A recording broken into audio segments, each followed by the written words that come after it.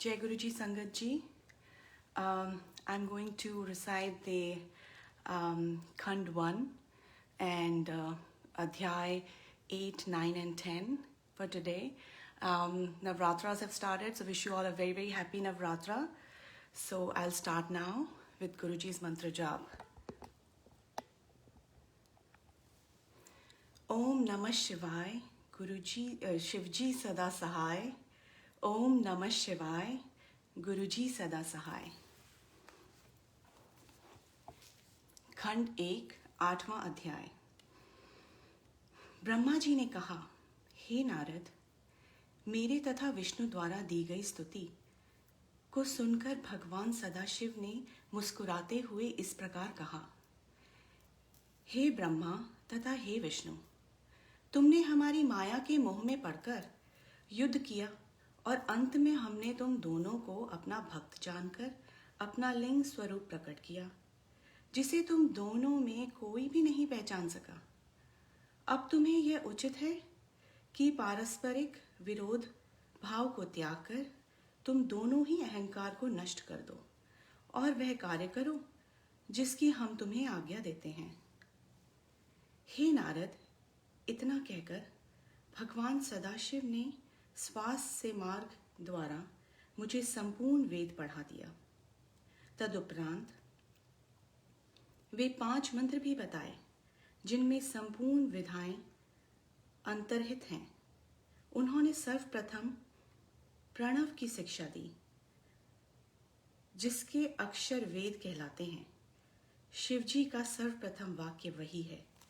तदुपरांत उन्होंने 24 अक्षरों से युक्त वेदों की माता गायत्री का उपदेश दिया। फिर महामृत्युंजय मंत्र की शिक्षा देने के उपरांत उस चिंतामणि मंत्र को सिखाया जो भक्तों को महान सुख देता है। उस वेद तथा मंत्रों को पढ़कर हमें अत्यंत प्रसन्नता प्राप्त हुई। उस समय मैं तथा विष्णु जी कृतज्ञता भरी दृष्टि से उन महेश्वर भगवान की ओर देखने लगे और दर्शन के उस आनंद में आचूर मग्न हो गए। अब परम प्रभु के दर्शन से हमें जो सुख प्राप्त होगा उसका वर्णन किसी भी प्रकार नहीं किया जा सकता। हमारे उन अन्य प्रेम को देखकर भगवान महेश्वर को भी बहुत प्रसन्नता हुई। तब उन्होंने मुझसे यह कहा, हे ब्रह्मा, तुम धन्य हो जो तुम्हें मेरी कृपा से संपूर्ण सृष्टि का स्वामी होने का सौभाग्य प्राप्त हुआ है। अब तुम मेरी आज्ञा स्वीकार कर सृष्टि करो। मुझे यह कहकर फिर से विष्णु की ओर देखते हुए बोले, हे विष्णु, तुम सृष्टि का पालन करने के लिए हो। ये लिखा है, उसे हमारी आज्ञा मानकर स्वीकार करो। हे नारद, भगवान त्रिशूल पाणी की आज्ञा सुनकर हम दोनों ने उनसे प्रार्थना करते हुए कहा, हे प्रभु, हमें आपकी आज्ञा स्वीकार है, परंतु हम ये चाहते हैं कि आप स्वयं भी कोई अवतार ग्रहण कर हमारी सहायता करते रहें। तीनों लोकों का पालन करने के पश्चात अंत अर्थात प्रलय का अधिकार आप अपने पास रखें। हमारा यही मनोरथ है। इतना कहकर हम दोनों मौन हो गए। तदुपरांत उनकी मौन स्वीकृति पाकर हमने यह बात कही, हे प्रभु, अब आप सर्वप्रथम हमें यह बताइए कि हम किसी रीति के अनुसार आपका पूजन करें। यह सुनकर भगवान भूत भाव ने उत्तर दिया, हे ब्रह्मा तथा विष्णु, हमें संसार में तुमसे अधिक प्रिय अन्य कोई न होगा। अब तुम दोनों संपूर्ण चिंता तथा शोक को त्याग कर सुखपूर्वक अपना कार्य करो तथा उस कार्य द्वारा अन्य लोगों को भी सुख पहुंचाओ। हमने तुम्हें कुछ देर पूर्व जो अपना लिंग स्वरूप दिखाया था, उसका पूजन करना सर्वथा योग्य है। उसी के पूजन के सुख की प्राप्ति होगी। उस लिंग की उत्पत्ति का भेद यह है कि संपूर्ण संसार जिस क्षेत्र में लीन हुआ है उसी को लिंग कहते हैं। अस्तु, ऐसे लिंग के पूजन से उस लोक तथा परलोक में सुख प्राप्त होगा। लिंग के पूजन की महिमा अत्यंत है। तुम्हें जो हमसे अवतार ग्रहण करने की प्रार्थना की है उसके संबंध में यह जान लो कि समय आने पर हम स्वयं ही प्रकट होकर आवेंगे। हमारे उस अवतार का नाम रुद्र होगा। हम चारों अर्थात ब्रह्मा, विष्णु, शिव और शक्ति एक ही स्वरूप हैं। जो व्यक्ति हम में किसी प्रकार का भेद समझेगा उसे बहुत दुख उठाना पड़ेगा। इतना कहकर भगवान सदाशिव ने एक बड़े गुप्त भेद को प्रकट करते हुए मुझसे ये कहा, यह भेद वेद में भी अधिक गुप्त है, अर्थात हम सगुण रूप से शिव और शक्ति दोनों नामों से प्रकट होते हैं तथा तीनों गुणों द्वारा ब्रह्मा, विष्णु एवं शिव नामक देवताओं के रूप में तदुपरांत रुद्र की उपस्थिति होती है। तो किसी कल्प में पहले शिव, फिर विष्णु और तत्पश्चात ब्रह्मा की उत्पत्ति होती है। इस प्रकार तुम दोनों शक्ति के चिन्ह से राजोगुण व सतोगुण को ग्रहण करते हो। हर अर्थात महादेव हमारे ही अंश से उत्पन्न होकर हमारे ही तपोगुण स्वरूप हैं। उनके अधीन प्रलय कार्य रहता है। अस्तु, जिस प्रकार हम तमोगुणी रुद्र का स्वरूप धारण कर प्रकट होंगे वह सब हमने तुम्हें बता दिया। तुम दोनों स्वयं एवं लाल वर्ण का रूप धारण किए हुए हो, अतः हम श्वेत रूप धारण करेंगे। तुम दोनों पर तमोगुण का प्रभाव न होगा, परंतु हमारे रुद्र स्वरूप की यह स्थिति होगी कि वह तमोगुण से युक्त होने पर भी दिन रात पवित्र योग में निमग्न होगा। हे नारद, मुझे यह आज्ञा देकर भगवान सदाशिव ने विष्णु जी की ओर देखते हुए कहा, हे विष्णु, तुम संपूर्ण जीवों का भली प्रकार पालन करना। हमारे दाहिने ओर से ब्रह्मा और बाएं ओर से विष्णु तथा हृदय में रुद्र की उत्पत्ति होगी। हमारी शक्ति जो उमा है वह भी अंशों में प्रकट होगी, जिससे तुम अलग अलग नहीं समझ पाओगे। पहले अंश से वे लक्ष्मी स्वरूपा होकर तुम्हें प्राप्त होंगी और दूसरे अंश से सरा होकर ब्रह्मा को प्राप्त होंगी। उनके उमा स्वरूप को हर स्वीकार करेंगे। उस समय संसार में उनका नाम सती प्रसिद्ध होगा। एक प्रकार ब्रह्मा, विष्णु तथा हम, ये तीनों देवताएं अपनी शक्तियों के साथ रहकर वेद का पूजन करेंगे। अस्तु, तुम दोनों को उचित है कि तुम हमारी उस आज्ञा का अनुसरण करो। ब्रह्मा का एक दिन सहस्त्र चतुर्युगी का होगा। इस प्रकार की 100 वर्ष की आयु ब्रह्मा की होगी। ब्रह्मा जी संपूर्ण आयु का स्वयं विष्णु के आधे दिन के बराबर होगा और विष्णु की संपूर्ण आयु का समय हर एक दिन होगा। ऐसा एक दिन व्यतीत हो जाने पर हमारा सगुण स्वरूप निर्गुण होकर प्रलय कर दिया करेगा। इतना कहकर भगवान सदाशिव ने हम दोनों के मस्तक पर अपना हाथ रखा। शिव अंतर्लीन हो गए। अब हम दोनों शोक से व्याकुल हो हाथ जोड़कर शिव शिव कहते हुए जिस ओर से गुप्त हुए हैं उसी ओर मुंह किए बारंबार दंडवत करते रहे। एंड ऑफ 8th अध्याय। ओम नमः शिवाय। शिवजी सदा सहाय। ओम नमः शिवाय। गुरुजी सदा सहाय। 9वां अध्याय। ब्रह्मा जी बोले, हे नारद, भगवान सदाशिव की आज्ञा पाकर विष्णु भी कुछ देर पश्चात अंतर्धान हो गए और उन्होंने संपूर्ण लोक को ब्रह्मांड से पृथक कर दिया। अस्तु, उन्हीं सदाशिव की कृपा से शक्ति को प्राप्त कर मैंने ब्रह्मांड अर्थात सर्वोत्तम सृष्टि को उत्पन्न किया। अब मैं तुमसे जीवों की उत्पत्ति का वर्णन करता हूँ कि वे प्रकृति और पुरुष द्वारा किस प्रकार उत्पन्न होंगे।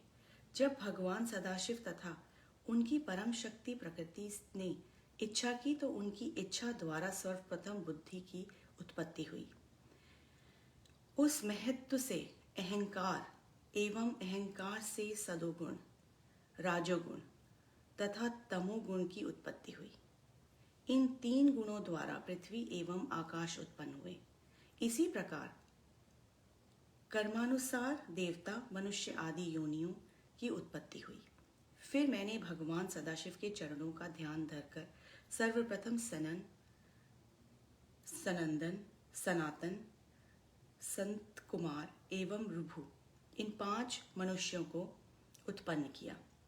ये सब भगवान सदाशिव का ध्यान धरने के अतिरिक्त और कुछ नहीं जानते थे। इन्होंने मुझसे यह कहा कि हम लोग सृष्टि उत्पन्न करने का काम नहीं करेंगे। इस अवज्ञा को देखकर मुझे उनके ऊपर बहुत क्रोध आया, परंतु विष्णु जी ने सबके समझाने पर मैंने उस क्रोध को शांत कर दिया। तत्पश्चात मैंने परिश्रम पूर्वक बहुत समय तक तपस्या की, परंतु जब तक तपस्या का कोई फल नहीं निकला तो मुझे अपने मन में बहुत आश्चर्य हुआ। उस समय मैं भगवान सदाशिव की माया से ऐसा भयभीत हुआ कि मेरे नेत्रों में आंसुओं की बूंदें टपकने लगी, जिससे मेरे हृदय में यह इच्छा उत्पन्न हुई कि यदि भगवान त्रिशूल पाणी ही मेरे पुत्र होकर जन्म लें तो संपूर्ण कार्य स्वयं ही सिद्ध हो जाएंगे। इस बात को मन में रखकर मैं फिर बहुत समय तक योग समाधि में लीन हो गया। मेरी उस तपस्या से भगवान सदाशिव अत्यंत प्रसन्न हुए और सृष्टि की वृद्धि करने के लिए उन्होंने मेरी भौं के चलते भाग से अवतार ग्रहण किया। उन्होंने अपने उस अवतारी शरीर में वे चिन्ह प्रकट कर दिए जिन्हें मैंने सर्वप्रथम विष्णु जी के साथ उनका दर्शन प्राप्त करते समय देखा था। उस प्रकार उन्होंने मेरी सहायता करने हेतु अवतार ग्रहण किया। एंड ऑफ 9th अध्याय। ओम नमः शिवाय। शिवजी सदा सहाय। ओम नमः शिवाय। गुरुजी सदा सहाय। 10वां अध्याय। ब्रह्मा जी बोले, हे नारद, भगवान सदाशिव इस रूप में प्रकट होकर मुझसे कहने लगे, हे ब्रह्मा, यदि आप हमें आज्ञा दें तो हम वेदानुकूल कार्य करें। मैंने ऐसे सुपुत्र को पाकर अपने मन में फूला नहीं समा रहा था।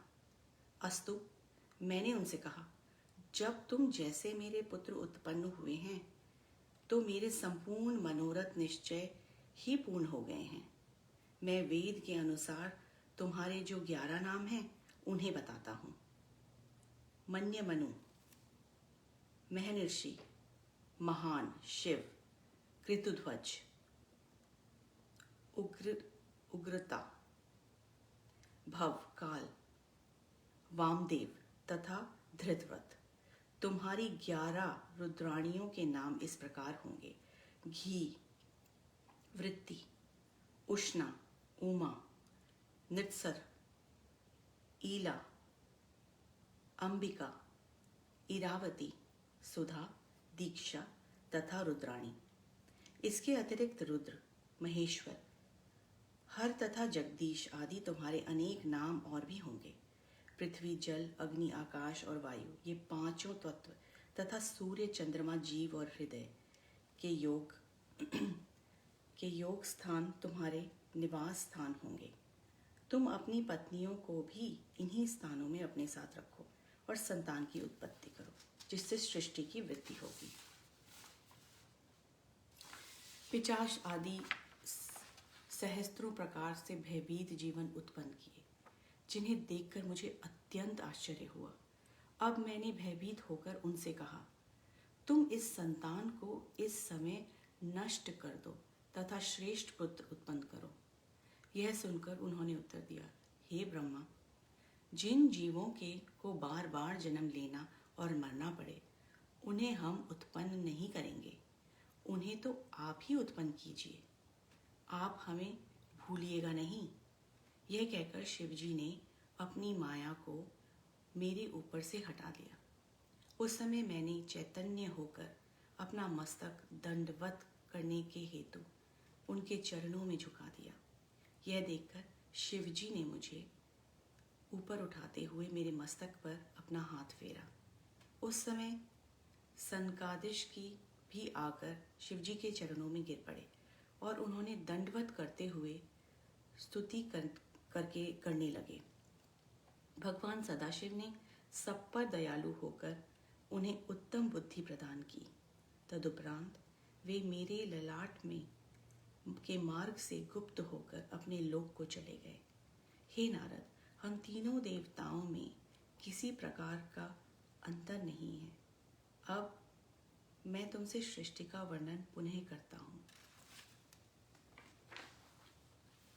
एंड ऑफ 10th अध्याय। आज का शिव पुराण यहीं पे ख़त्म होता है।